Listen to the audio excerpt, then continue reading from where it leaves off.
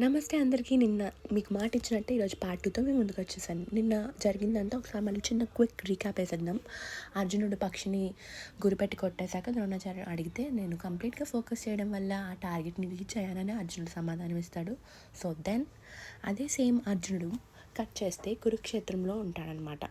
కురుక్షేత్ర రణరంగంలో కృష్ణుడితో మాట్లాడుతూ, మాధవ, నా మనసు చాలా అస్తవ్యస్తంగా ఉంది, నాకు అసలు ఈ యుద్ధం చేయాలని లేదు, ప్లీజ్ వెళ్ళిపోదాం అని అడుగుతారు.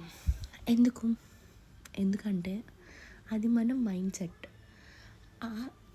ఆ పక్షిని కట్టడంలో అర్జునుడికి ఉన్న ధైర్యం ఇక్కడ లేదంటారా? లేదు, ఉంది. అదే అర్జునుడు ఇక్కడ కూడా. బట్ సిట్యువేషన్స్, అతని చుట్టూ ఉన్న సిచ్యువేషన్స్ అతన్ని అలా థింక్ చేయడానికి ఆయన్ని ఎలో చేయలేదు. అలాగే మన లైఫ్లో కూడా చాలా సిచ్యువేషన్స్ వస్తాయి. అక్కడ మనం మనలా కాకుండా వేరేగా ఆలోచిస్తాం. Like most of the times మనం కూడా కన్ఫ్యూజ్ అవుతాం. And it's okay, it's all part of life. అప్పుడే మనం కూడా అర్జునులాగా కృష్ణుడిని శరణు కోరితే ఆయనే మనల్ని ముందుకు నడిపిస్తారు, గెలిపిస్తారు. సో ఎవరైనా సరే ఇటువంటి సంకట స్థితిలో పడినప్పుడు అధైర్యపడకుండా ఆ భగవంతుడి పైన భారం వేసి దర్జాగా ముందుకు సాగండి, అన్నీ అవే కలిసి వస్తాయి. సో ఇలాంటి మంచి వీడియోస్తో మళ్ళీ వస్తూ ఉంటాను. Until then take care, bye bye, like, share, comment.